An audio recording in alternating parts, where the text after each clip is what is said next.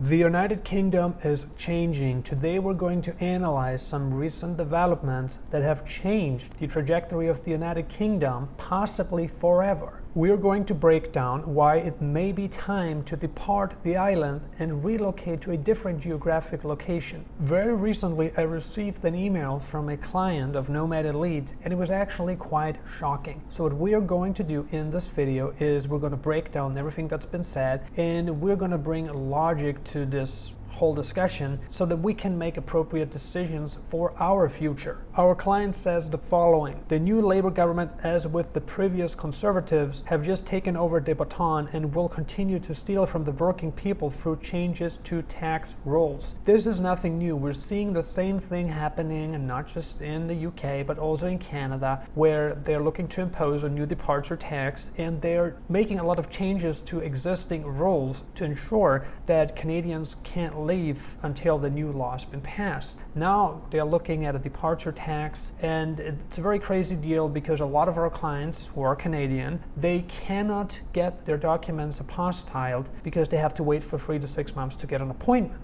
It wasn't anything like this 2 years ago, a year ago. This change happened very recently, and we connected the dots, and it turns out that this change is being implemented so that in the event, and when, it's not in the event, it's when, not if, the government introduces the departure tax and makes changes to existing tax laws, more people will stay in Canada. People who they know want to leave. They want to keep these people in Canada for as long as possible so that they cannot get out of the country and that they have to pay more taxes. Makes perfect sense. Now, we have found a workaround for these people, but this is just a matter of fact. He goes on, he says, tax thresholds on earnings have been frozen until 2028. This, in effect, is a steal tax, as more and more people come within higher tax bands as wages increase. Capital gains allowances, which originally was £12,000, was halved to £6,000 and then down to £3,000. This is crazy. I have personally verified this information that now it is indeed just £3,000.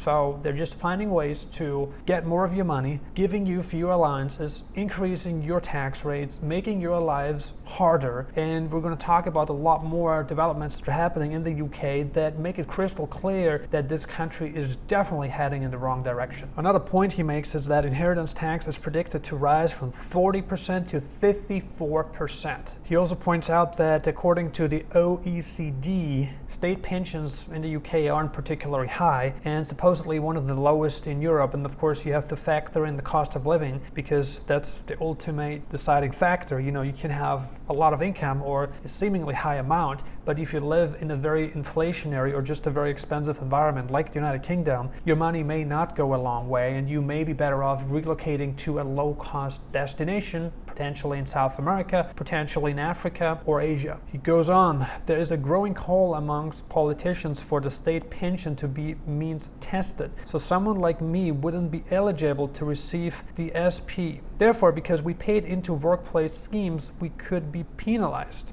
Interesting. He goes on, we pay through our national insurance contributions whilst working and are required to have a minimum of 35 years of contributions to qualify for a full pension. Now, this system is not unique to the United Kingdom. It's actually very typical across the European continent, also in North America, where you must have paid in for a certain number of years for you to get social benefits. And if you haven't met the minimum requirements, you're probably not going to get anything, which is good because all people are contributing. And if you are a working class or middle class individual, then having a pension or social security is very important to your financial health during your 60s, 70s, 80s, and hopefully beyond. So he points this out that things are not looking good in this department either. He says, as part of the pension, they used to pay a winter fuel allowance to help poorer pensioners through our cold winters. Winters in the UK are brutal, just as they're brutal in Scandinavia or in Central Europe, Canada as well, by the way. And we're going to get to a lot more unpleasant news about just how things are being regulated in the UK these days, and we're going to get to this in a moment. He goes on here, this would normally be £300 to £500 to every pensioner. That'd be good, you know, if you have that kind of money money extra. It's an extra allowance. He says this year it will only be paid to those on pension credit, means tested. Now we talk about infrastructure. It's also very important. He says our infrastructure is crumbling. Doesn't that sound familiar? He says with potholes in the potholes on most roads. This is kind of weird because even here in Texas, I see roads here in Fort Worth that have potholes in the potholes, and you have to drive around them because you don't want to have a flat tire or anything, and it's been like this already now for almost half a year. So it's kind of strange why they're not fixing these roads because very clearly we're paying money in taxes. We're being taxed a lot, but not much is happening, right? I know that there's no state income tax in Texas, but still, these roads should be fixed considering that America is a first world country. He goes on here, he says, we have seen better roads in third world countries. Even in Paraguay, even in the city, of course, not the stone roads, but the roads they build now, they're actually not that bad, right? And in some instances, potentially even better than the roads that we see in the US. Some of them better than the roads in the US. Not all of them, but some of them. And in Europe, partially too, right? And he points this out about the UK. He says, our government has plenty to send to Ukraine, however. Then public areas are strewn with litter, with public toilets, a disgrace. On our recent trip to Thailand, we were so impressed by the standard of these type of facilities everywhere. One of the things about Europe that a lot of people don't understand is that Europe is old money. Europe is not new money. The new money is indeed in Asia. Some of it is in Paraguay, some of it is in the US, but a lot of the money in Europe is old money, which includes the United Kingdom. He says grass verges are not cut anymore with the excuse that it encourages wildlife. Okay, they want more wildlife. That's interesting. He goes on, roads and cycle lanes aren't swept anymore, and many have weed growing in the gutters. Roads flood often as the drains aren't kept clear. That's interesting. Now, one of the things that, because I'm always trying to give you a balanced view and I'm trying to put things in perspective, Paraguay does have flooding issues, okay? So I'm not pointing now a rosy picture that doesn't exist. So flooding issues do exist in emerging countries, including in Thailand, including in Vietnam, including in the Philippines, including in Paraguay, right? But to see this in a super high-tax country like the United Kingdom is definitely quite shocking. He says high streets and shopping malls are seeing an inordinate number of business closing, making them like ghost towns. That is not good. He says public transportation is hideously expensive compared to other cities where we have visited around the world, and the availability is only adequate in large cities like London. Okay, now that's interesting because from my experience, my recent experience in Europe, just in Spain and in Greece, in Austria too, like public transportation is pretty good. It has become definitely more expensive, but it's really good. So I'm personally very satisfied with the public transportation in many European Union countries, especially in Western Europe. In Italy, the public transportation is not good. In Southern Italy, non-existent, but in a lot of places like Northern Italy and Spain is pretty good because Spain is getting the tourism dollar, the tourism euro, the tourism pound, right? Spain is one of the most visited countries in the entire world. We're talking about tourism here, so they always had good infrastructure, especially in Andalusia, in the Malaga region, Valencia, Madrid, even the Canary Islands, there's good infrastructure everywhere. In Greece, it's okay, it's good, it's not the newest, but they have at least public transportation that's reliable for the most part. All right, let's talk about some of the things we're seeing that are part of the fourth industrial revolution, which is a period that we're in right now. We can definitely see that green energy is being pushed heavily, and there's the argument that green energy is necessary to reduce carbon emissions. That may be true to a certain extent. Whether that leads to the climate change that we're seeing or not is a whole lot of question that I can't help you answer. I'm not a scientist, but that's a very important point, that there is this push to accelerate the fourth industrial revolution, not just in Europe, but also in the US, which is partially being rejected in many Republican states. And I think like emerging countries, they're going to need more coal and not less because, they're just building out a middle class, and, all this takes time, and they have growing populations, they have a very high birth rate and low median age. So the emerging countries in Asia, they're going to need more coal and not less coal. I think this goes without saying, but, in the Western countries where we're seeing some of the highest life expectancies and also the highest median ages in the entire world, we're seeing this hard push towards more green energy, towards electric vehicles, and just a massive acceleration of the fourth industrial revolution. So you see this, switching from gas and diesel cars to electric cars, even though they're way too expensive and impractical for the simple reason that they're just not good for long distance travel. And the acquisition cost is just too high. The average person can't afford those types of cars. I know the argument is they're going to get cheaper with competition and lower costs. Yes, I think that's going to happen, but it's still quite unaffordable for the average person. I know that they have very cheap models, but just getting a used electric car, it costs a lot more than getting a used diesel car or a used gasoline car. That's just a matter of fact, right? So he says the climate cult have their claws firmly into the establishment and society in the UK, despite the eruption of volcanoes pushing 160,000 tons of CO2 into the atmosphere per day. This is ignored compared to the cow forts. Climate experts who disagree are derided, whilst a Swedish schoolgirl is believed. The UK government is paying farmers to retire or leave farming altogether. Farms are being turned into what's called rewilding or covered in solar panels. So food production is suffering, with farmers predicting a coming collapse next year. Now this is a very interesting point, and the problem that we're seeing with the farmers is again not a problem unique to the United Kingdom. We're seeing this all over Europe, where they want to get the farmers out of business at all costs, and it's kind of sad. And I'm just having a look here at something else, which says that there's a lump sum exit scheme the UK government offers for farmers, so they're even incentivizing them to stop being farmers. He goes on, there's a persistent attack on motorists with road closures, reduced parking spaces, increased parking charges, ultra low emission zone ULEZ schemes, a probable introduction of pay per mile, 20 miles per hour speed limits across the country, like we've seen in Wales. It was a blanket introduction down from 30 miles per hour. I did look this up, and the 20 miles per hour speed introduction did happen in Wales. He says, in addition to those above, there are many cities across the UK that are introducing 15-minute cities and low traffic neighborhoods. Sadiq Khan, the mayor of London, is the chair of the C40 cities, which coordinates the 2030 agenda around the world. In the LTNs, they zone off the city and don't allow direct travel through, making motorists travel far longer around the outside. There are cameras throughout and fines for not obeying. It's certainly true that we're becoming more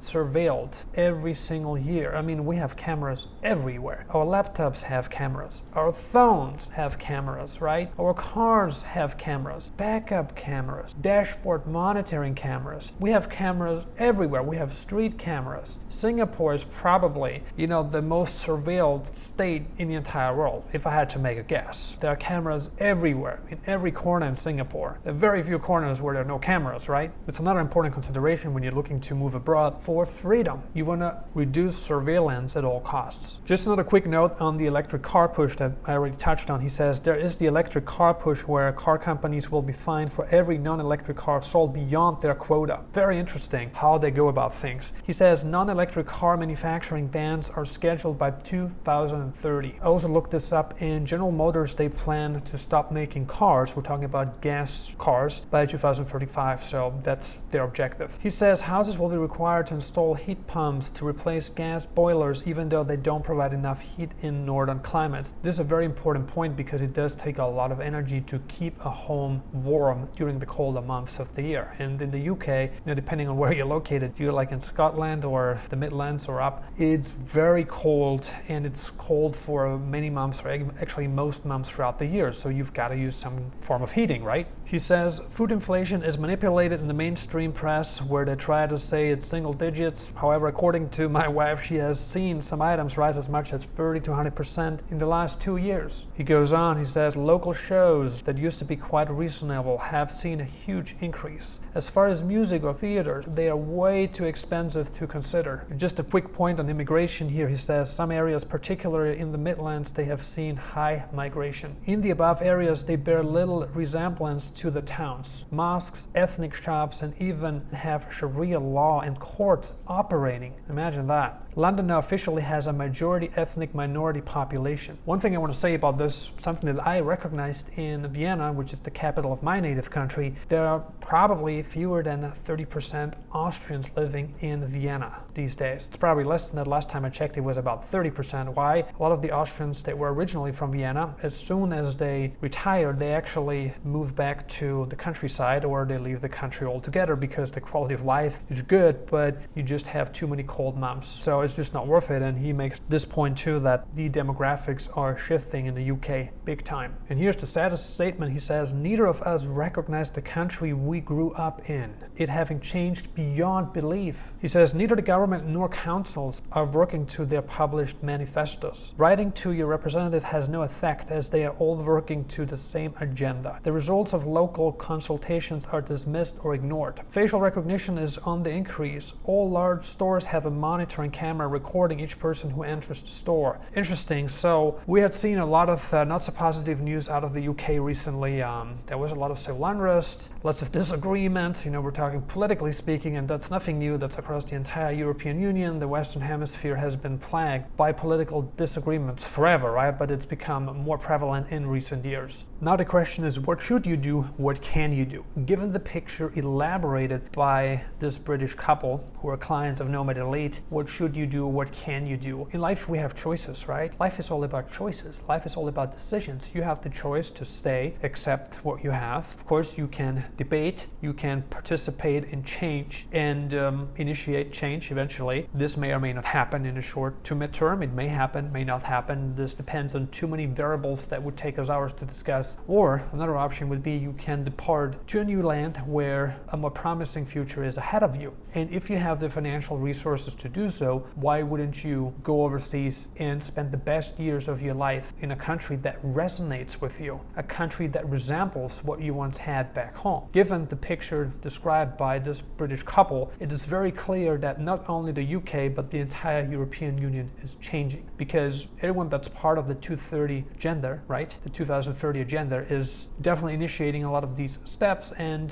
they may have good reasons to do so, but if it doesn't resonate with you, if you're not happy with what's going on, you may want to consider relocating to a country. And if you relocate to a country in South America, maybe in Eastern Europe, that is less compliant to the things that are happening, a country in Eastern Europe that is less receptive towards certain things, right? Or if you want to live in Asia, it's really important that you make this step now, because we're not too far away from 2030. We're just 5 years away from these things being fully implemented. And leave while you can, depart while you can, because maybe in 5 years things will be very different. You don't know what mediums they may put in place to control inflation, and they have good reasons to do so, because governments always run up debt. It's nothing new. Just in Austria, I've made a post recently on our community page where I stated that Austria had, I think, 5 or 6 currencies in the past 130 years, and the next currency we're going to get is the digital euro, from bad to worse, and it's about to happen. And first they said they won't do it, and now it's more like, when is it going to happen? So there's certain things happening that are beyond our control, and I'm a big believer in focusing on things that I can control and forgetting about things that I cannot control. And if something doesn't fit you anymore, it's time to let go of it. It's time to find a new suit. If you want to lower your living costs, if you want more freedom, if you want lower taxes, I highly recommend you to consider Paraguay, potentially Mexico, Tunisia. You can consider a lot of places around the world where you just get more bang for the buck. Paraguay would be great because you get probably 30 to 40 pennies on the pound, and that would be a great accomplishment, right? You cut your living costs in half. At the very worst, worst case scenario, you cut your living costs in half, which would already be a phenomenal achievement if you have some kind of pension from the UK government and you want to get out of the UK to live in a country with much better weather. If you want to live in a country with nice people where the culture resembles what you once had back home, if you want to do that, please do it. There's just a lot of positives to it. Of course, Paraguay is just one country. You can consider immigrating to Mexico. That'd be another phenomenal option, where you can also get probably 40 to 50 pennies on the pound, right? So it's a phenomenal deal as well. We have many climates in Mexico. The people are also very nice, and many communities there, expat communities, right? You have a lot to choose from. You can also go to Asia, even though residency is hard, it's still going to be much better than in the UK, right? You have sunshine in many places all year round, even though the weather is quite tropical and there's a lot of rain, right? So it depends on where you're located, but certain places have more sunshine than others. And it would be time to make that move now because you're not working with a lot of time, right? And depending on when the UK government launches its central bank digital currency, we don't know if or when that's going to happen, but governments around the globe are talking about it, so it's probably a question of when, not if. You may want to get a plan B very soon, and the plan B may very well turn into a plan A, and if you like it, you end up staying. If you're interested in obtaining a residence permit in South America, in Northern Africa, potentially in Eastern Europe, please contact us now. We would love to work with you. You should see our website displayed right on the screen. There's also a link below the video. Please click on that link. Thank you so much for watching Nomad Elite. We appreciate you, and we see you on the next video.